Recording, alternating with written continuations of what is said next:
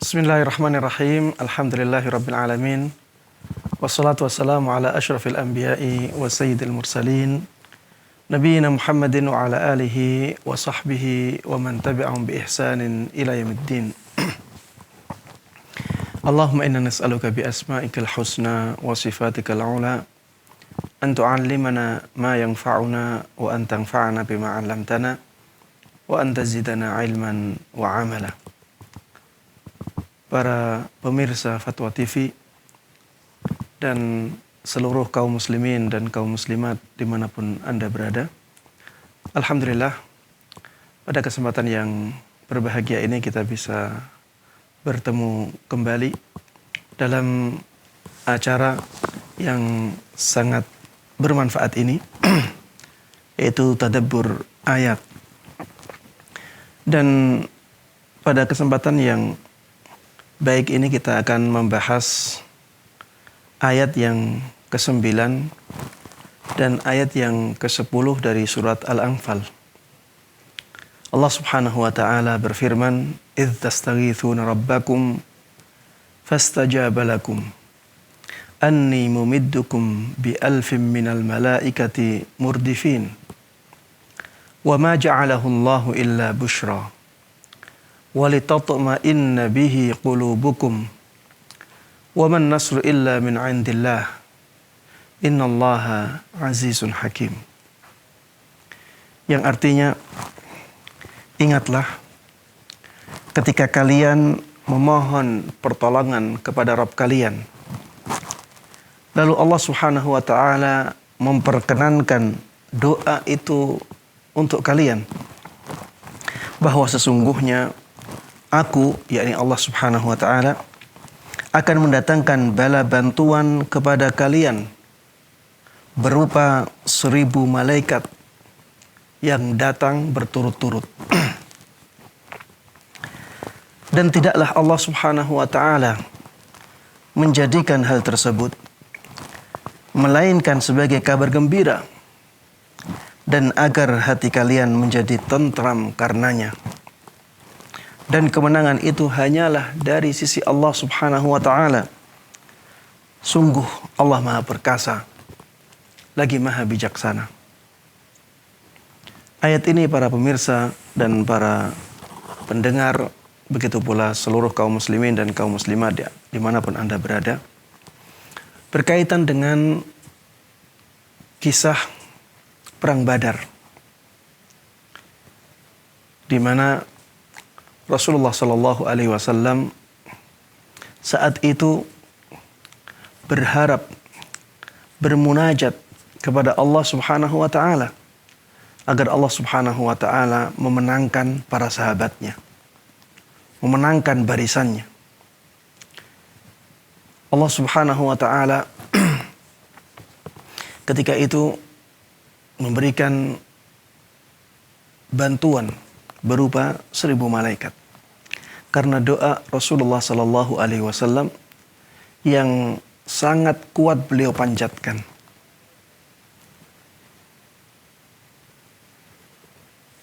Di dalam kisah yang diriwayatkan oleh sahabat Umar ibn Khattab radhiyallahu anhu, disebutkan bahwa ketika Perang Badar terjadi, Nazara Nabi sallallahu alaihi wasallam ila ashabih. Nabi kita Muhammad sallallahu alaihi wasallam melihat para sahabatnya. Wahum 300 wa nayif. Mereka berjumlah 300 lebih. Wa nazara ilal musyrikin fa idahum 1000 wa ziyadah. Dan Nabi kita Muhammad sallallahu alaihi wasallam melihat barisan kaum musyrikin, dan ternyata jumlah mereka 1000 lebih. Fastaqbalan Nabi sallallahu alaihi wasallam al-qiblah. Maka Nabi kita Muhammad sallallahu alaihi wasallam akhirnya menghadap ke kiblat. Thumma madda yadayhi. Beliau menengadahkan kedua tangannya. Wa alaihi ridauhu wa izaruhu. Dan Ketika itu Rasulullah sallallahu alaihi wasallam memakai rida dan sarung, ya. Rida maksudnya adalah kain yang menutupi bagian atas badan. Sedangkan izar adalah kain yang menutupi bagian bawah badan. Thumma qal. Kemudian Rasulullah sallallahu alaihi wasallam berdoa, Allahumma aina ma wa'adtani. Ya Allah, mana janji yang engkau janjikan kepadaku? Allahumma anjizli ma wa'adtani. Ya Allah, nyatakan atau wujudkan janji yang engkau janjikan kepadaku. Allahumma intuhlik hadhil isabah min ahli islam fala tu'bad fil ardi abada. Ya Allah, apabila engkau membinasakan kelompok ini yang mereka adalah ahlul Islam, maka engkau tidak akan diibadahi lagi di bumi ini selama-lamanya. Umar ibn Khattab radhiyallahu anhu ketika mengisahkan ini mengatakan lagi, "Fama zala yastaghithu rabbahu azza wa jalla wa yad'uhu hatta saqata ridauhu." Dan Rasulullah sallallahu alaihi wasallam terus beristighatsah. Istighatsah maksudnya di sini adalah meminta pertolongan kepada Allah Subhanahu wa taala, dan beliau berdoa terus kepada Allah Subhanahu wa taala sampai rida beliau sampai jatuh. Rida tadi saya katakan kain yang menutup bagian atas badan seseorang. Fa'atahu Abu Bakrin fa'akhadha rida'ahu faraddah. Maka datanglah sahabat Abu Bakar kepada Rasulullah sallallahu alaihi wasallam dan mengambil ridanya Rasulullah sallallahu alaihi wasallam, mengembalikannya ke badan Rasulullah sallallahu alaihi wasallam yang mulia itu untuk ditutupi kembali dengan ridanya. Thummal tazamahu min waraihi. Kemudian sahabat Abu Bakar terus bersama Rasulullah sallallahu alaihi wasallam, terus membersamai beliau di belakang beliau. Thumma qal. Kemudian sahabat Abu Bakar radhiyallahu anhu mengatakan kepada Rasulullah sallallahu alaihi wasallam, "Ya Rasulullah, kafaka munasyadatuka rabbak." Wahai Rasulullah, sudah cukup. Sudah cukup munajatmu kepada Rabbmu.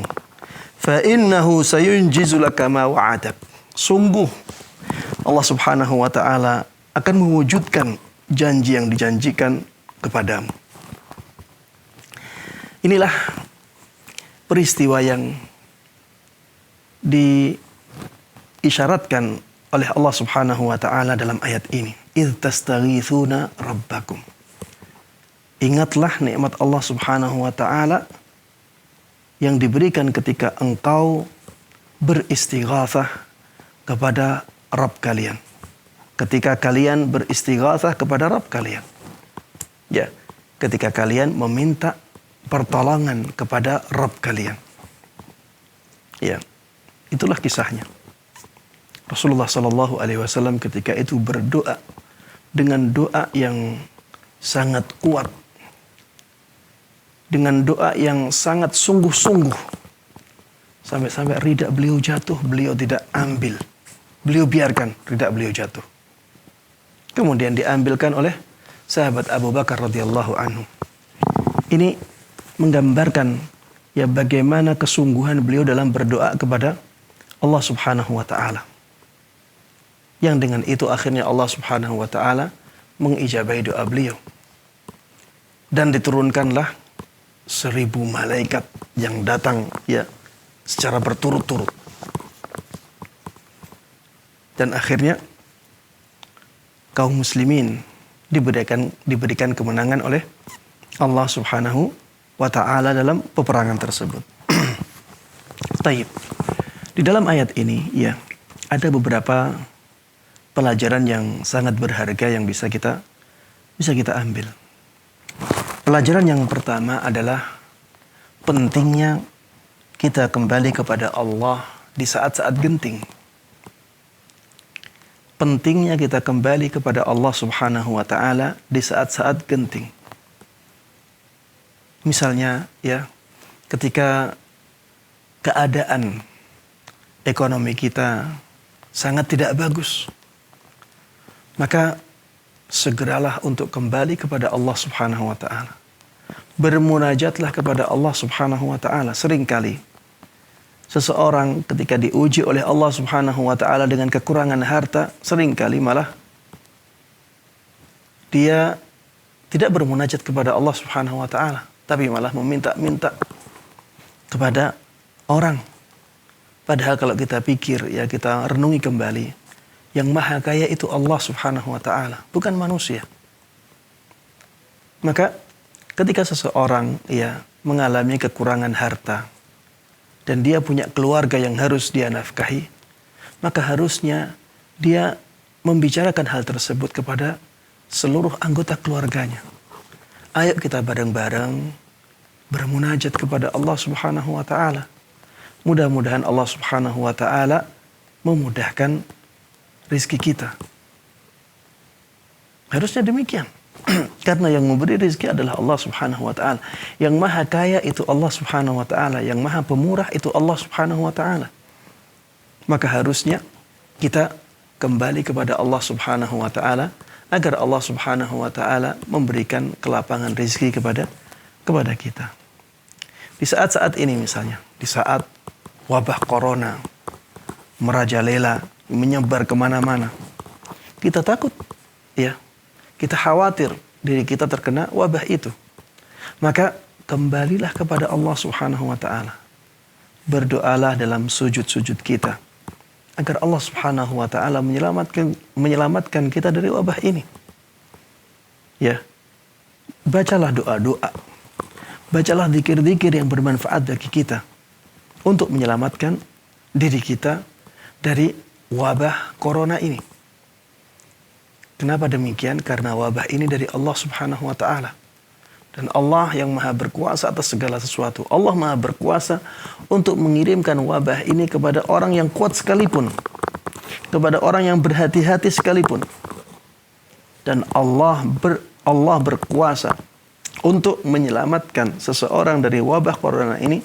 Walaupun dia ya lemah.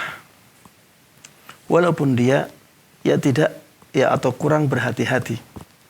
Dari sisi ya medis. Allah berkuasa atas segala sesuatu. Makanya kembalilah kepada Allah Subhanahu wa taala agar Allah Subhanahu wa taala menyelamatkan diri kita dari wabah virus ini. Begitu pula keadaan genting-genting yang lainnya. Kita ada masalah. Ya. Kita ada masalah besar misalnya yang tidak kita kehendaki ternyata terjadi. Maka kembalilah kepada Allah Subhanahu wa taala sebagaimana dicontohkan oleh Rasulullah sallallahu alaihi wasallam dalam peristiwa perang Badar ini. Lihatlah Rasulullah sallallahu alaihi wasallam, beliau adalah Rasulullah, orang yang diutus oleh Allah. Beliau didatangi oleh malaikat Jibril membawa wahyu dari Allah Subhanahu wa taala. Tapi lihat bagaimana doanya beliau. Jangan sampai kita merasa, kita sudah baik kok. Kita sudah banyak berbuat ketaatan. Kita sudah banyak beribadah. Allah tahu kebutuhan kita. Jangan sampai pikiran ini masuk ke hati kita. Kenapa demikian? Ya, karena para rasul, para nabi ternyata mereka bermunajat kepada Allah Subhanahu wa taala dengan sangat sungguh-sungguh. Mereka tidak mengatakan Allah tahu apa kebutuhan saya. Mereka tidak mengatakan demikian. Lihatlah Rasulullah sallallahu alaihi wasallam bagaimana doanya beliau di perang Badar ini. Aina ma wa'adtani? Ya Allah, mana janji yang Engkau janjikan kepadaku? Allahumma in tuhlik hadhihi al-isabah la tu'bad fil ardi abada. Ya Allah, apabila Engkau binasakan kelompokku ini, maka Engkau tidak akan disembah di muka bumi selama-lamanya. Coba bagaimana dahsyatnya kata-kata ini. Itu diucapkan oleh Rasulullah sallallahu alaihi wasallam dalam doanya. Beliau meminta benar-benar kepada Allah Subhanahu wa taala agar Allah memenangkan sahabat-sahabat beliau. Rasulullah Shallallahu Alaihi Wasallam tidak mengatakan sudahlah Allah tahu kebutuhan kita, tidak usah kita berdoa, Allah sudah tahu. Kenapa demikian? Karena Allah Subhanahu Wa Taala senang apabila kita menampakkan sikap butuh kita kepada Allah Subhanahu Wa Taala. Allah senang dengan hal tersebut. Makanya berdoalah kepada Allah Subhanahu Wa Taala dan tampakkan sikap butuh kita kepada Allah Subhanahu Wa Taala. Pelajaran yang kedua yang bisa kita ambil dari ayat ini adalah keharusan berikhtiar. Keharusan berusaha dengan usaha lahir sebagai pelengkap tawakal kita kepada Allah Subhanahu Wa Taala. Lihat di dalam kisah perang Badar ini. Rasulullah Shallallahu Alaihi Wasallam untuk memenangkan peperangan ini, beliau harus berusaha sekuat tenaga. Beliau harus mengumpulkan para sahabatnya, beliau harus berjalan ke daerah Badar. Kemudian beliau menyusun taktik perangnya, Kemudian setelah itu beliau juga berjuang bersama para sahabatnya. Kemudian beliau berdoa dengan doa yang sangat dahsyat tersebut. Beliau berusaha dengan usaha-usaha lahir. Sehingga Allah Subhanahu Wa Taala memberikan hasilnya. Maka kita juga demikian.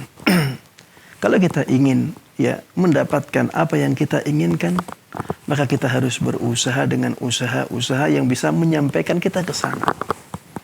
Setelah kita berusaha, baru kita bertawakal kepada Allah Subhanahu Wa Taala. Baru kita menyerahkan semuanya kepada Allah Subhanahu Wa Taala. Baru kita mengatakan bahwa semua yang terjadi itu atas kehendak Allah Subhanahu Wa Taala.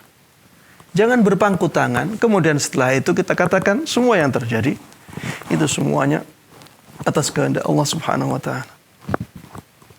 Karena Islam itu memerintahkan dua-duanya. Islam memerintahkan kita untuk berusaha. Islam juga memerintahkan kita untuk menyandarkan semua hasil usaha kita kepada Allah Subhanahu Wa Taala. Bahwa Allah lah yang memberikan kita keberhasilan. Tapi kita katakan itu setelah kita berusaha. Di zaman virus corona ini misalnya, banyak orang yang mengatakan sudahlah. Semua kan sudah ditakdirkan oleh Allah Subhanahu Wa Taala. Kalaupun saya hati-hati, kalau Allah menghendaki untuk sampainya penyakit atau virus itu kepada diri saya juga akan sampai. Kalaupun saya teledor dan Allah menghendaki tidak sampai virus tersebut kepada kita, juga tidak akan sampai. Ada orang-orang yang berbicara demikian dan itu untuk melegalkan tindakan dia untuk tidak berhati-hati. Maka ini adalah praktek beriman kepada takdir yang salah. Ini praktek beriman kepada takdir yang keliru. Seharusnya iman kita kepada takdir itu mengantarkan kita kepada semangat untuk berusaha. Kenapa demikian? Karena iman kita kepada takdir itu mengantarkan kita kepada keyakinan bahwa kita tidak tahu takdir kita. Takdir kita itu rahasia Allah Subhanahu Wa Taala.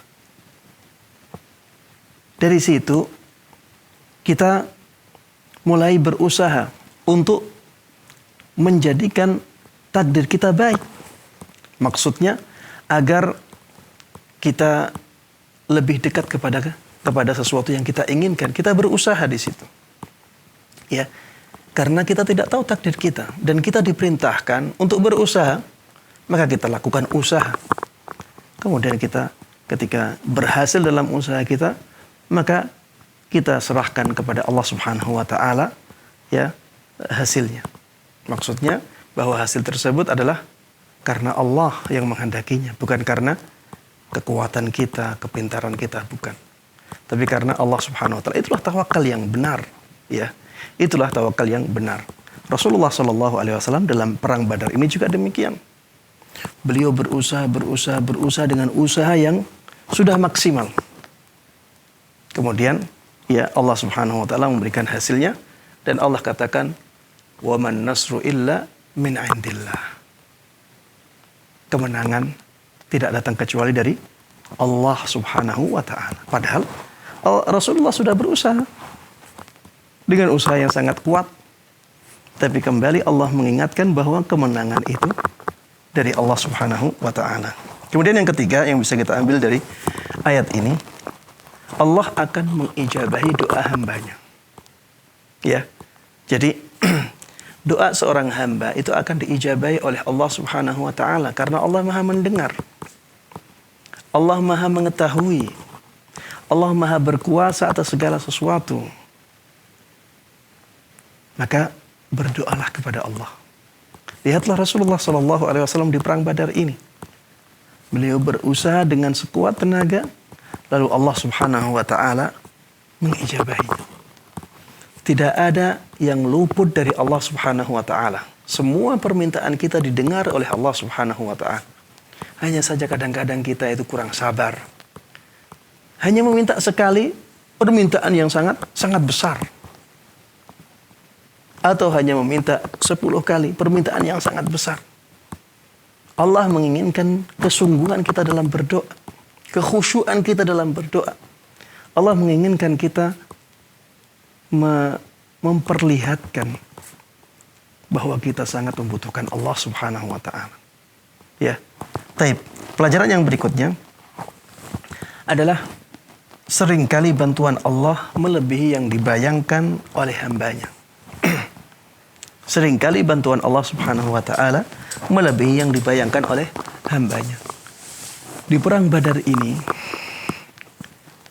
sebenarnya yang diinginkan oleh Rasulullah sallallahu alaihi wasallam adalah menang saja. Sudah menang cukup. Tapi apa yang datang? Bantuan 1000 malaikat. Bisa dibayangkan ya, jumlah kaum musyrikin berapa? 1000 lebih. Jumlah kaum muslimin 300 lebih. Kalau seandainya ada 5 malaikat, 10 malaikat mungkin sudah cukup. Atau bahkan 1 malaikat mungkin sudah cukup. Ya. Tapi lihat Allah mendatangkan 1000 malaikat. Coba 1000 tambah 300. Ya, 1000 malaikat tambah 300 sahabat Rasulullah SAW. Sudah 1300. Jumlah kaum musyrikin 1000 lebih. Ya tidak sampai itu. Tapi Allah datangkan itu. Ya, sebagai kabar gembira kepada kaum muslimin ketika itu. Dan agar hati mereka tenang. Ada 1000 malaikat, tidak usah takut kalian. Ya. Dan tentunya bantuan Allah Subhanahu wa taala ini melebihi apa yang diinginkan oleh Rasulullah sallallahu alaihi wasallam. Dalam kehidupan kita juga demikian. Seringkali ya apa yang didatangkan oleh Allah Subhanahu wa taala dengan doa-doa kita itu melebihi apa yang kita harapkan, apa yang kita inginkan. Maka ya jangan sampai kita putus asa untuk berdoa. Teruslah bersungguh-sungguh untuk berdoa kepada Allah Subhanahu wa taala. Ustaz, saya sudah bersungguh-sungguh untuk berdoa, tapi Allah tidak kabulkan, Ustaz. Saya katakan, itu sudah keuntungan. Itu sudah kebaikan. Karena Allah Subhanahu wa ta'ala sudah memberikan pahala berdoa. Berapa kali kita berdoa, misalnya 1000 kali kita berdoa, maka ada 1000 pahala dari doa kita. Dan itu sudah keuntungan yang sangat besar, walaupun isi doa kita tidak dikabulkan oleh Allah Subhanahu wa ta'ala. Karena Allah sudah memberikan pahala. Dan bisa jadi Allah Subhanahu wa ta'ala dengan doa-doa tersebut menjauhkan kita dari mara bahaya. Bisa jadi Allah Subhanahu wa ta'ala akan kabulkan doa tersebut di hari akhir nanti. Sebagaimana disebutkan dalam sebuah hadis. Taib. Yang berikutnya, yang kelima, adanya malaikat. Ya, ayat ini menunjukkan bahwa malaikat itu ada. Dan ayat ini menunjukkan bahwa malaikat bisa meringankan beban manusia. Walaupun mereka di alam lain. Tapi mereka bisa meringankan beban manusia. Di perang Badar ya. Sebagian kaum muslimin melihat ada kepala-kepala yang terputus sendiri-sendiri. Ya. Kepala tiba-tiba putus, tidak ada yang menebas. Ya. Itu yang menebas adalah malaikat. Walaupun mereka di alam lain, mereka bisa mempengaruhi kehidupan manusia. Ya, mereka bisa meringankan tugas manusia. Taib.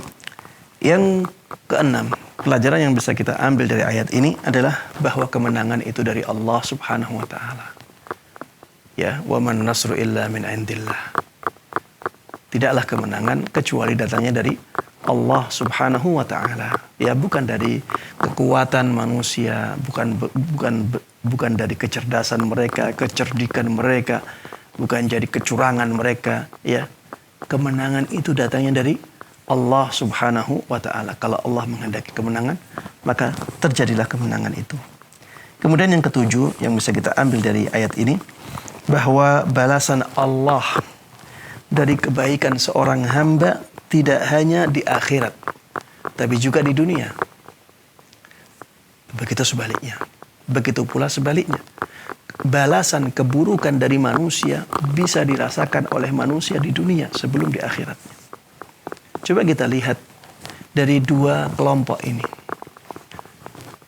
Barisan Rasulullah SAW, mereka mendapatkan kemenangan dan itu kebaikan. Itu balasan amalan mereka. Mereka rasakan di dunia. Nantinya di akhirat mereka juga akan merasakan balasan amalan tersebut. Tapi di dunia mereka bisa merasakannya. Coba kita lihat barisan kaum musyrikin. Mereka merasakan kekalahan. Dan itu akibat perbuatan mereka. Ya. Akibat perbuatan buruk seseorang bisa dia rasakan di dunia sebelum di akhirat nanti. Sebaliknya, akibat kebaikan seseorang bisa dirasakan oleh dia di dunia sebelum di akhiratnya. Maka sangat merugi sekali orang yang melakukan keburukan. Ya, dia celaka di dunia dan celaka di akhirat. Dan sangat beruntung sekali orang yang tunduk dan patuh kepada Allah Subhanahu wa taala karena kehidupannya akan baik di dunia ini dan di akhirat nanti. Yang kedelapan dikatakan di dalam ayat tersebut, Innallaha azizun hakim. Ya, Allah Subhanahu wa taala itu maha perkasa, maha kuat, lagi maha bijaksana. Keperkasaan Allah, kekuasaan Allah Subhanahu wa taala, kekuatan Allah Subhanahu wa taala itu tidak menjadikan Allah zalim. Tapi Allah Subhanahu wa taala tetap bijaksana dengan kekuatannya tersebut. Tidak seperti manusia. Seringkali seseorang, ya manusia, apabila dia merasa kuat, seringkali akhirnya perasaan tersebut menjatuhkan dia kepada kezaliman. Menjatuhkan dia kepada kesemena-menaan. Dia semena-mena akhirnya. Allah Subhanahu wa taala tidak demikian. Meskipun Allah Subhanahu wa taala maha perkasa, maha kuat, maha berkuasa atas segala sesuatu, Allah tetap maha bijaksana. Tidak mungkin Allah menzalimi hambanya walaupun satu kezaliman. Dan yang terakhir, pelajaran yang ke-9 dari ayat ini. Ayat ini menunjukkan bahwa Allah Subhanahu wa taala sangat menyayangi hamba-hambanya yang saleh. Hamba-hambanya yang saleh akan disayangi oleh Allah Subhanahu wa taala. Maka jadilah orang-orang yang tunduk dan patuh kepada Allah Subhanahu wa taala. Tirulah Rasulullah sallallahu alaihi wasallam, tirulah para sahabatnya. Mereka adalah orang-orang yang tunduk dan patuh kepada Allah Subhanahu wa taala dan Allah Subhanahu wa taala sangat menyayangi mereka. Mudah-mudahan kita semuanya juga demikian. Kita bisa berusaha semaksimal mungkin di dunia ini untuk tunduk dan patuh kepada Allah Subhanahu wa taala sehingga Allah Subhanahu wa taala benar-benar menyayangi dan mengasihi kita di dunia ini dan di akhirat nanti. Amin amin ya rabbal alamin. Demikian yang bisa saya sampaikan dalam kesempatan kali ini. Ya, mudah-mudahan tadabbur ayat ini bermanfaat bagi kita semuanya. Mudah-mudahan Allah berkahi ilmu kita. Dan mudah-mudahan Allah Subhanahu wa taala memberikan taufiknya kepada kita untuk bisa mengamalkan ilmu yang mulia ini dalam kehidupan kita ini dengan baik dan mudah. Dan kita juga bisa menyebarkannya kepada orang lain. Amin amin ya rabbal alamin. Wa sallallahu wa sallama wa baraka ala nabiyyina Muhammadin wa ala alihi wa sahbihi wa man tabi'ahum bi ihsanin ila yaumiddin. Walhamdulillahi rabbil alamin. Wassalamualaikum warahmatullahi wabarakatuh.